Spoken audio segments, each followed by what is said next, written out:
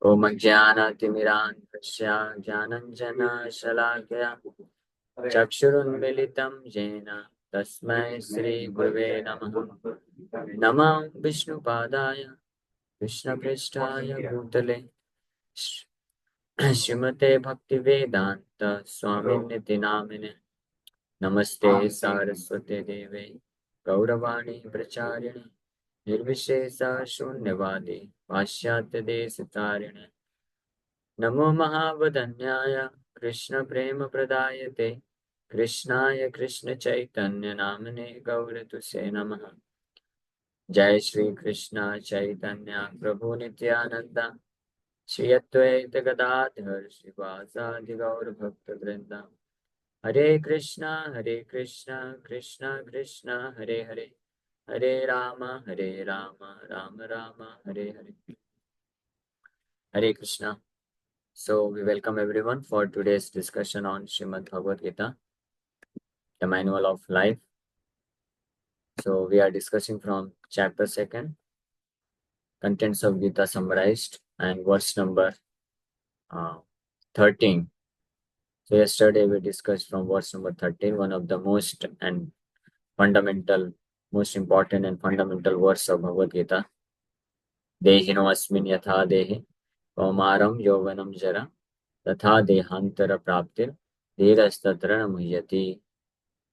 As the embodied soul continuously passes in this body from boyhood to youth to old age, the soul similarly passes into another body at death.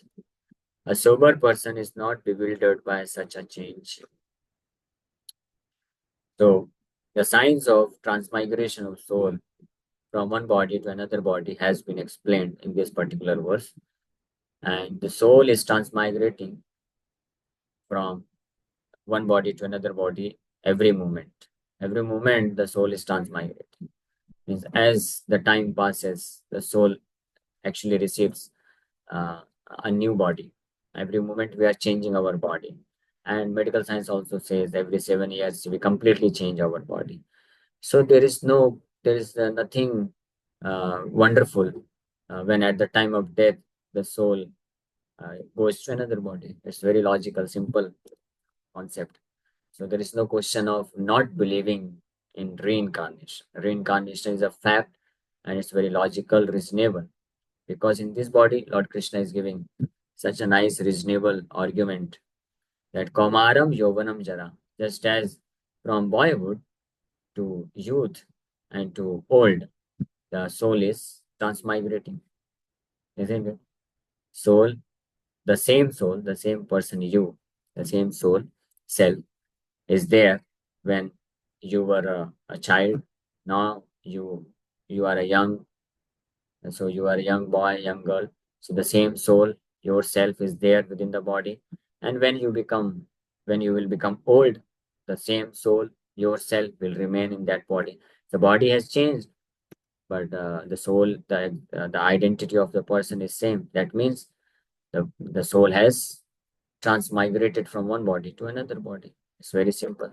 Anybody can understand it. It's just like when uh, you want to go to some place, so you take a auto rickshaw from your home to station, and then from station you take a train, and then when you get down from there, you again take a auto rickshaw. So as you change from one vehicle to another vehicle, similarly, the soul also changes. This body is like a vehicle and or machine. Yantra means vehicle. His body is like also a vehicle. So we keep changing this vehicle. So what is the wonder? What is the there must not be any cause of lamentation when we are going to change this body at the time of death. So, so this thing, that's why a sober person means one who knows the functioning of the transmigration of soul from one body to another body. One who knows the mechanism of the transmigration of soul. Uh, that kind of person is not bewildered by such a change. He remains peaceful. He knows I am not going to change. With the change of the body, I am not getting changed. This is what Krishna instructed in verse number 13. Now, in this particular verse, This is verse number 14. Matra sparsastu kaunteya sitoshna sukha dukkada agama payino anityastam stitikshasva bharata. O son of Kunti, the non-permanent appearance of happiness and distress and their disappearance in due course are like the appearance and disappearance of winter and summer seasons. They arise from sense perception, O Kshayan of Bharata, and one must learn to tolerate them without being disturbed. Sumatra Sparsastu Kaunteya Sita Ushna Sukha Dukkada Agama Apayino Nitya Stam Sitikshasva Bharata. So now, in the previous verse, Krishna explained the science of transmigration of soul from one body to another body. And based on this, Krishna finally told Arjuna that those who are dhira, means those who understand this scientific knowledge, they do not get bewildered because of the change of body. But now Arjuna might ask the question, okay, my dear Krishna, I accept whatever you have explained. This is very scientific, that the soul moves from one body to another body. So we are not this body, we are a split soul. So there must not be any lamentation over the change of the body. Why we should lament? Because every moment we are changing the body, and the change, changing, this change of body is a inevitable fact. Nobody can actually avoid it. It has to be there. It must be there. The change must be there. Nobody can avoid it. So definitely, there is no cause for lamenting over the change. But it's still, because I'm living within this particular material body, so I'm attached to it. I'm attached to it. That's why I feel some kind of distress because of this attachment. This suffering is there, anxiety comes, lamentation is natural, distress is natural. So what to do about this? So even though I know I'm not this body, I'm spirit soul, but it's still because of attachment, I suffer, I feel distress, disturbances. So for this, Krishna is saying, yes, that's true. I'm not denying that there is no attachment for the body, there is no disturbances because of the change of material body or because of separation from these material bodies, whether our material body or others, our relatives' material body. But what is the solution? The solution is that you have to overcome this attachment, because if you cannot overcome this attachment over this material body, then you cannot get free from lamentation disturbances. So if you want, if you want to remain attached, if you want to go on suffering material disturbances, then it's all right. Then there is no need for discussing over this. Let's stop discussing about the science of Bhagavad Gita. Uh, but if you wish, if you want that, yes, although I'm attached to this material body, but I want to get relief from this material attachment, become free from the disturbances. Then, if that is the case, then this is the solution. What is the solution? The solution is that as long as you are within this material body, these things, like this happiness and distress because of material body is going to come. It is like Sita Ushna Sukha Dukkhada, Sita Ushna, like winter and summer season, and Sukha and Dukkha. Agama Apayana Nityas. Sometimes this will come and sometimes this will go away. But this is Anitya. This is temporary. So this will come. But therefore, you must try to, you must learn to tolerate this without being disturbed. This is the solution. So matra is sparsa. So because of matra is sparsa, matra means this material sensory activity. Sparsa means as soon as one comes in contact with material senses, material things, senses comes in contact with sense object, then there must be these feelings, Sita, Ushna, Sukha and Dukkha. These feelings must be there. That is a function of this uh, material things. Matra is sensory perception. So another important point in this connection is Matra Sparsa is sensory perception. So as long as we have this we are in this material body. So as soon as there is contact with material things, so then there must arise these kinds of sensory perception. All these feelings of sukha and dukha, happiness and distress, cold and heat, insult and uh, recognition, these things will arise uh, because that is the nature of coming in contact with material things. But important thing is uh, one must learn to tolerate this, understanding that I have nothing to do with this, and I want to get free from this sensory perception. So this is what Krishna is going to speak in. Is speaking in this verse. We'll discuss in more detail one by one after reading purport. So one important thing is matra sparsa is sensory perception. So these whatever comes in our life uh, in the form of happiness and distress, heat and cold. So these are not actually reality. These are just perception. This is perceptional reality. And they have named this reality of this material world as perceptional reality or experiential reality. This is experienced within the mind. This is perceived perceptional reality. Perception means one perceives like that. Just like when if you see certain object from a distance, far distance, so you may perceive it something like that. This particular object is like this. So that is not actual reality. That is perceptional reality. You are perceiving it to be like this. You when you look at the sun globe, so it does not appear like globe. It appears like a disc. So that is perception. That is sensory perception. So similarly, any kind of happiness and distress in this material world is actually perceived, and perceived by whom? Perceived within the mind.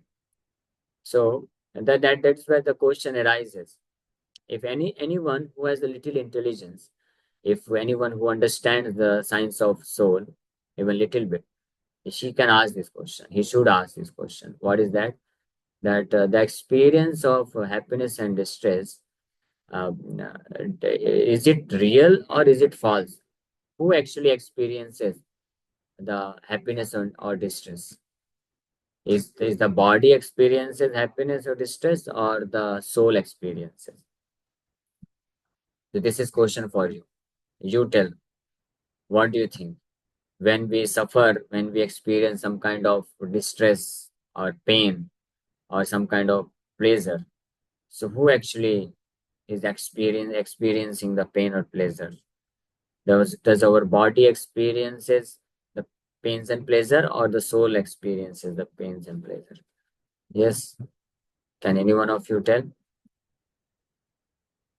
who actually experience? No, body does not experience. Body cannot experience. Why? Because body is material. Body is material and it's dull matter. Dull means there is no life. Just like this is a bottle. So if I crush this bottle is not going to experience the pain of being crushed. Why? Because the bottle is dead. Similarly, this body is made up of five elements. What are those five elements? Earth, water, fire, air, ether. This body is made up of these five elements. So these five elements are dull, material, inert matter. So being inert matter, the body cannot experience. Then who experiences? Yes. Soul. Can soul experience the pains and pleasure? Yes. So who experiences? Actually, the Janvi is giving the right answer. It's mind. So neither the soul experiences this pains and pleasure, nor the body experiences, because body is dull and inert. The body cannot experience pains and pleasure, and the soul is spiritual. being spiritual soul cannot have any kind of material. The soul being spiritual is has nothing to do with any kind of material pains and pleasures, experience of material pains and pleasures, because it's spiritual. Then who experiences it? It's actually illusory perception within the mind. Mind also doesn't experience. Mind is also a matter, just like this gross body is material body. So mind is also a material element. uh, Krishna explains in the Bhagavad Gita, Bhumira Apanalo Vayu Khammano Buddhirevacha. These eight Bhinna Prakriti Rashtadha. These eight things are my separated material energy. So it cannot experience this matter. So, so what happens? That means this is false illusory conception within the mind that the soul, spirit soul, the person within the body, she falsely identifies himself with this material body. So this false misconception is there within the mind, misconception. That's why there is a perceptional the mind perceives, or there is a illusory conception of happiness and distress in the mind. So actually there is no as these things actual pleasure and actual happiness is not, actual happiness or actual distress is not there. That's why Krishna is telling, because this experience of pains and pleasure in this material world is matra sparsha, so it is sensory perception. It's not actually real. But as long as we are within the material body, so we are going to experience it. So that's all right. So Krishna says, don't worry about it. Uh, you just tolerate it, try to tolerate it. It will come and go away. It is temporary. It will come and it will go away. So it should not bother you. You must just go ahead with the execution of your duties. That is the meaning of Stam Titikshasva Bharata. Titikshasa means tolerate. You should tolerate it. So what does it mean to tolerate it? That means it may come and go. You should, without being concerned about the pains and pleasures, material pains and pleasures, you must go on executing your spiritual duties. That is the meaning of tolerating the pains and pleasures. Uh, just like when you are walking on the street and you have a certain destination to reach, you want to reach to some destination. So your goal is fixed. You know that I'm supposed to go to certain destination. So when you are walking on the street, many things may happen. Some auto rickshaw wala, they will come and they will try to ask, come where we want to go. They may push, or sometimes this sellers, they may come and they may try to speak that you purchase this product, but they cannot actually do anything. They cannot force you. They cannot uh, uh, uh, pick your. They cannot forcefully uh, tell you that you must do it. They can only simply say something. But if you are not affected by their uh, language, so you may just go on, and you can just move forward to reach to your destination. Similarly, one who understands the science of soul very well, one who knows that I'm not this body, I'm completely aloof from this material body, and this pains and pleasures in terms of material existence, it may come and go, but my duty on the spiritual platform, it cannot be checked. What I'm supposed to do, I must do it. So then that is the meaning of tolerating. Tam Sitiksha Subharata. That is the meaning of that one must tolerate. So one must learn to tolerate them without being disturbed. This is the meaning of tolerating. Because the disturbances will keep coming. If one gets affected by the disturbances, then he cannot execute the spiritual practices nicely. So we'll read the purport. In the proper discharge of duty, one has to learn to tolerate non-permanent appearances and disappearances of happiness and distress. According to Vedic injunction, one has to take his bath early in the morning, even during the month of March, January, and February. It is very cold at that time, but in spite of that, a man who abides by the religious principles does not hesitate to take his bath. Similarly, a woman does not hesitate to cook in the kitchen in the months of May and June, the hottest part of the summer season. One has to execute his duty in spite of climatic inconveniences. Similarly, to fight is the religious principle of the Kshatriyas, and although one has to fight with some friend or relative, one should not deviate from his prescribed duty.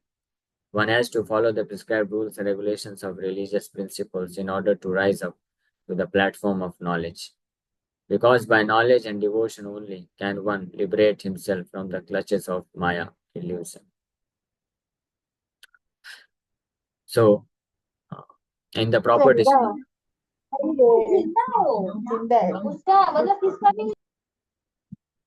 tolerate non-permanent appearance and disappearance of happiness and distress. So two examples, very nice examples have been given here. One is one who is duty bound to make spiritual progress. That means one who is serious about making spiritual advancement.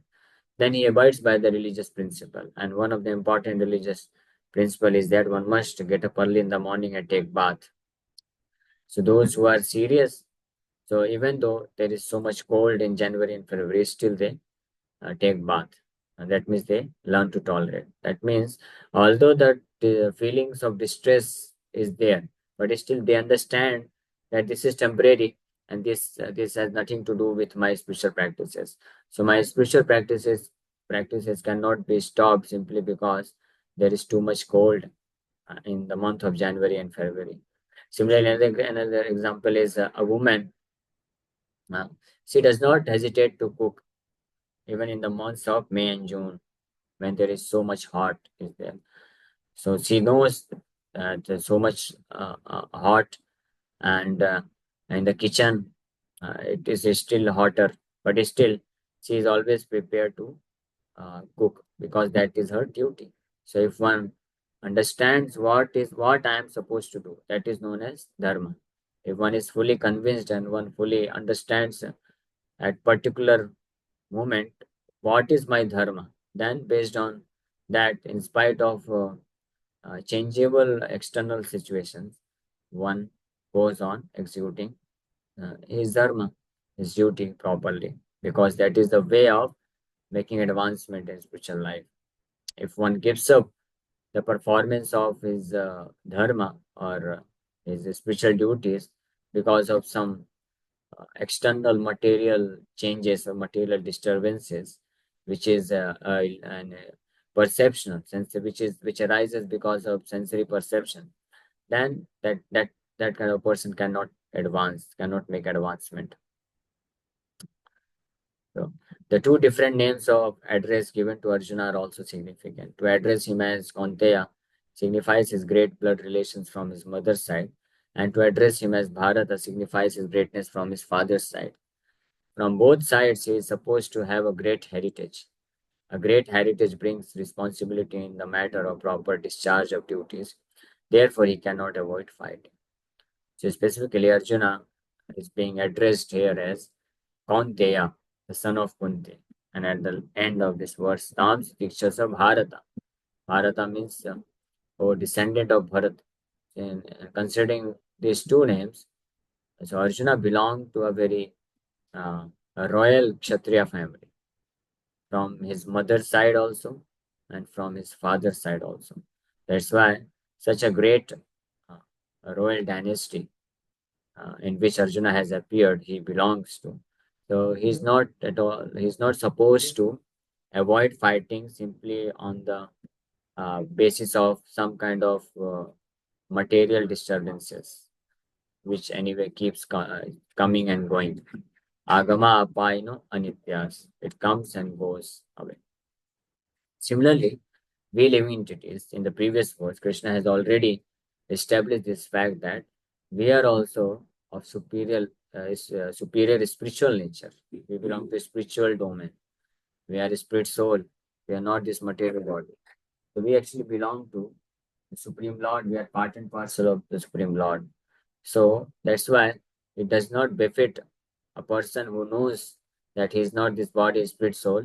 So he must not get deviated or distracted because of material disturbances, and he should not stop the execution of his material duties also. Okay, so in this way, in this particular verse, Krishna accepted the fact that although as long as one is in this material body, he has to uh, be, means he has to face the material disturbances and in form of happiness, material happiness and distress. But understanding the fact that I do not belong to this material world, I belong to the higher spiritual nature, and my dharma or my duty is to serve Krishna, to chant his holy name. So in this way, considering all this fact and knowing oneself to be transcendental, knowing oneself to be completely aloof from this material body, mind, and intelligence, such kind of person is known as Dhira, sober, and he does not get bewildered in the execution of his duties in spite of variety of material circumstances. So with this, we'll stop. Thank you very much. So yesterday I said we'll discuss about Mayavad philosophy. So Mayavad means, as it suggests, Mayavad, impersonalism. Mayavad means Maya means illusion, or Maya means this material world is known as Maya. So anyone who thinks Krishna's name, form, or his qualities, his pastimes to be material, made of material things, illusion, so that is known as Mayavad philosophy. Okay. And in the upcoming verses, we'll discuss more about it and how to. And our Vaishnavacharyas have very nicely refuted all these philosophies, bogus philosophy. Hare Krishna. हरे कृष्णा मुझे chat box में है Chat box में है. One can learn to tolerate if he is fully Krishna conscious. So how can one get fully absorbed in Krishna? Yes, if somebody can become fully Krishna conscious, then one can easily tolerate everything. And one can get absorbed in Krishna by hearing about him, by chanting his holy name. So in this process, so if one can just understand this much also, that I do not belong to this material circumstances, material world, I'm aloof, transcendental to this matter, material things, then also he can easily follow the principles of devotional service to become Krishna conscious. So one can become fully Krishna conscious by understanding that I belong to the Supreme Lord Krishna. I do not belong to this material world. So these material things cannot affect me. So why should I unnecessarily get disturbed over the changes of over material changes?